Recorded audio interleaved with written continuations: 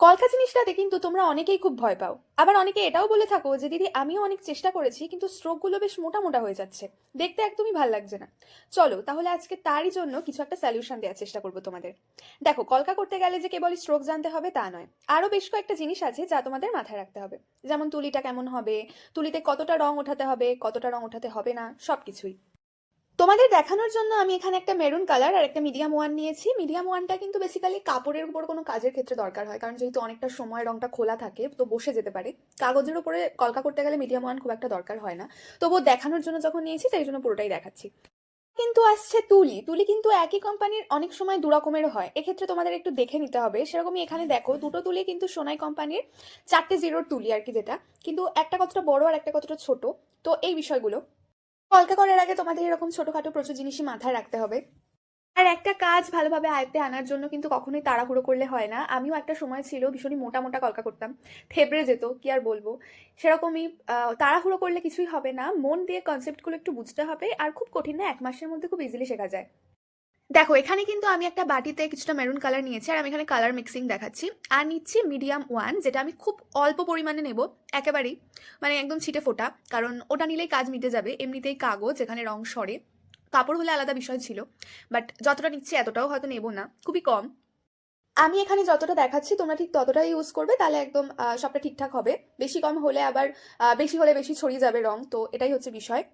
দেখো, আমি যখন এখন কলকা করি কোনো কিছুর ওপরে, তখন এতটা জাঁকজমক করে করি না, মানে এত বাটিতে রং নিয়ে এত এভাবে করি না। কারণ তোমরাও যখন একটু প্রথম প্রথম করলে না, সবকিছু মেপে প্রপোর্শনালি করা উচিত। এবার একটু সময় চলে গেলে, তোমরা যখন এক্সপিরিয়েন্স হয়ে যাবে, তখন তোমরাও নর্মালি করতে পারবে, এত কায়দা করার কোনো দরকার নেই। তো এবার আসি আসল গল্পে, যে কিভাবে তোমরা স্ট্রোকস দেবে।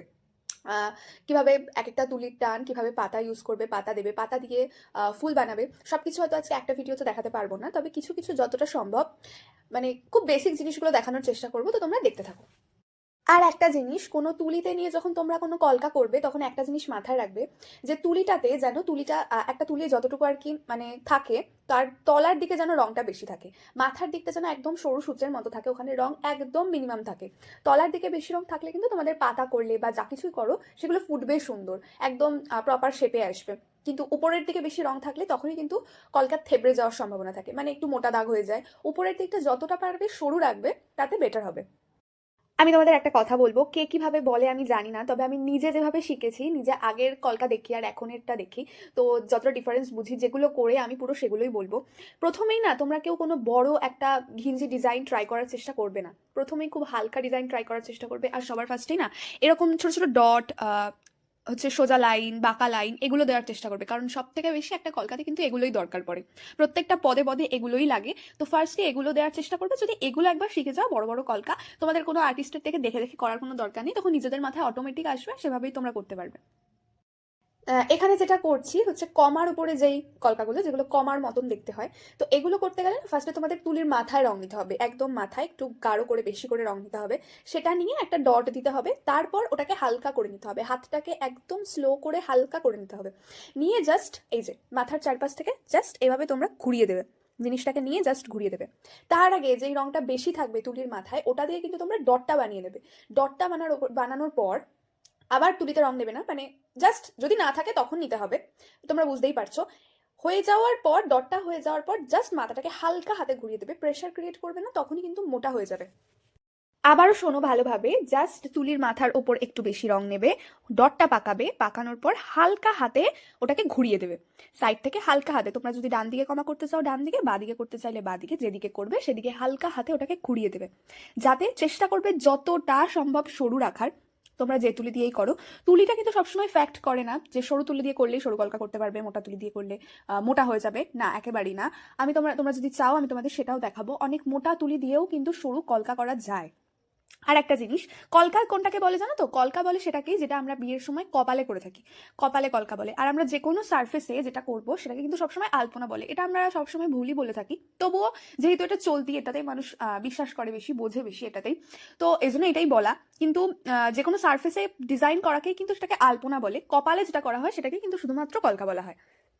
এবার যেটা দেখিয়ে দিয়েছি সেটা হচ্ছে ওয়াটার ড্রপ। এটা তোমরা দেখলে যে তুলির মাথাটাকে একদম সরু করতে হবে, তারপর উপর দিক থেকে টেনে জাস্ট চেপে তুলিটাকে বসিয়ে দিতে হবে, তাহলে কিন্তু ওয়াটার ড্রপের মতো দেখতে হবে। আর এগুলো আসছে পাতা। দেখো তুলিটাকে সমানভাবে তোমরা টানবে হালকা হাতে, তারপর ঠিক চেপে যেদিকে ঘোরাবে, ডান দিকে হলে ডান দিক, বাদিক হলে বাদিক, ঘুরিয়ে ঠিক হালকা হাতে তলাটা টেনে দেবে, ওপর থেকে নামাবে, চাপবে, প্রেশার ক্রিয়েট করবে, দেন হালকা হাতে তুলিটাকে ঘুরিয়ে দেবে। এই সেম জিনিসটাকে তোমাদের একটু স্টেপ বাই স্টেপ দেখাই যাতে তোমরা ভালো বুঝতে পারো। তো 1 নম্বরে কি করতে হবে, এই পাতাগুলো করার জন্য জাস্ট সমান সমান করে রেখা টানতে হবে, একদম সরু করে। তুলির মাথায় সামান্য রং থাকবে আর সেটা দিয়ে টানতে হবে। দেখো পুরো তুলি কিন্তু ঘষা হচ্ছে না, জাস্ট উপরের যতটুকু অংশ আছে ততটুকুকে জাস্ট টানা হচ্ছে। এভাবেই কিন্তু সরু কলকা তোমরা করতে পারবে। পুরো তুলি ইউজ করলে কিন্তু জিনিসটা মোটা হয়ে যাবে, এটা কিন্তু মাথায় রাখতে হবে। এবার তোমাদের দেখানো হচ্ছে যে কিভাবে তোমরা মেইন মোটিভটা দেবে, অর্থাৎ পাতার জায়গাটা করবে। তুলিটাকে না ফার্স্টে রং নেবে, রং নেওয়ার পর তুলিটাকে চাপবে এবং হালকা প্রেশার করে ওটাকে বাদিকে বেঁকিয়ে দেবে।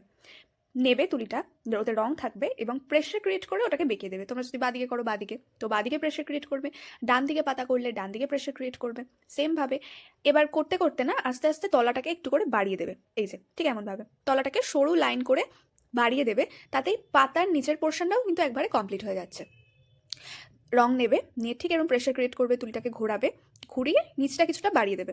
এতে একটা পাতা কিন্তু পূর্ণ লুক চলে আসছে। এভাবে কিন্তু একবার না একাধিকবার প্র্যাকটিস করতে করতে তারপরে কিন্তু জায়গাটা আসবে, তারপরে খুব ইজি লাগবে, সময় লাগবে না। এখন জানো তো আমার যে কোনো আর্টের কাজ করার ক্ষেত্রে সব থেকে কম সময় লাগে কলকা করতে। আর আগে কলকা করতে বসলেই লাগতো ভয়, আর একটা কলকা, একটা ছোট্ট কলকা করতে পুরো গোটা দিন কাভার করে দিতাম, সেদিন আর অন্য কোনো আর্ট করাই হতো না। কিন্তু কলকার তুলনায় অন্যগুলো তাড়াতাড়ি হতো। কিন্তু যবে থেকে মোটিভগুলো বোঝা শুরু করেছি, মোটিভগুলো জানা শুরু করেছি কিভাবে খুব ট্রিকি হয়ে যায় ব্যাপারটা, তবে থেকে না আর অতটা সময় লাগে না। একদম 10 মিনিটেও আমি একটা বড় কলকা করে দিতে পারবো। এই কারণেই, কারণ এই যে মোটিভগুলো এগুলো খুব বেশি আয়ত্তে চলে আসলে তখন কিন্তু এই জিনিসটা হয়। তো তোমাদের ক্ষেত্রেও খুব বেশি প্র্যাকটিস করার পর কিন্তু মোটিভগুলো চলে আসবে, আর তখন একটা কলকা করতে খুবই কম সময় লাগবে। তো এখানে দেখো দেখাচ্ছি কি যে বড় কিভাবে তোমরা এই পাতাগুলোকেই বড়ভাবে নেবে। তো বড়ভাবে নিতে গেলে তুলিতে রংটাও বেশি নিতে হবে, নিয়ে একটু বড়ভাবে ঘোরাতে হবে, হাতের মধ্যে হাতটা চাপবে না, মানে খোলাভাবে ঘুরিয়ে দেবে, দেখবে বড় আসবে। ঠিক একই রকমভাবে কিন্তু যে আমি যেটা বললাম তখন ছোট তুলি দিয়েও কিন্তু একটু বড় পাতা করা যায়, আর বড় তুলি দিয়েও কিন্তু ছোট ছোট পাতা করা যায়। এটা পুরোটাই নির্ভর করে হাতের ওপর কিরকম ভাবে তুমি প্র্যাকটিস করেছো, কিরকম ভাবে তুমি জানো। ঠিক দেখো কতটা ছোট ছোট মোটিভ করা যাচ্ছে, এরকম ভাবে কিন্তু বড় মোটিভও করা যায় সেম তুলি দিয়ে। এরকম কোনো কথা নেই যে সরু কলকা করতে গেলে খুব সরু তুলিই প্রয়োজন, এরকম না। মোটিভ যদি একবার জানা থাকে তাহলে কিন্তু কোনো অসুবিধা হয় না। এখানে দেখো আমি মাঝে বেশ কিছুটা ভিডিও রেকর্ড করে গেছি, কিন্তু হয়নি, মানে ভিডিও করে গেছি রেকর্ড হয়নি, চাপতেই ভুলে গেছি। তো যাই হোক আমি তোমাদের সেটা বলে দিচ্ছি। এখানে দেখো ওই পাতা মোটিভগুলো দিয়েই কিন্তু একটা মানে এরকম গাছ টাইপের বানিয়ে নেওয়া যাবে, এরকম একটা শাড়ি লাইন, পাতার লাইন বানিয়ে ফেলা যাবে। তো এই সমান করে দাগ টানা, বেঁকাভাবে দাগ টানা, এগুলো দিয়েই কিন্তু মেন বড় কলকাগুলো হয়ে থাকে। যেমন এখানে দেখো একটা বেঁকা লাইন টানলাম, তোমাদের লাইন প্র্যাকটিস থাকলে তোমরা লাইন টানতে পারবে, কমা প্র্যাকটিস থাকলে এরকমভাবে ঘুরিয়ে কমা করতে পারবে, তারপর পাতা প্র্যাকটিস থাকলে কিন্তু পাতাও দিতে পারবে এরকমভাবে। তো আলাদা করে কিছু শেখার প্রয়োজন হয় না, মোটিভগুলো শেখাটাই মেন, আমি তো বলবো সেটাই। এভাবেই করতে থাকো।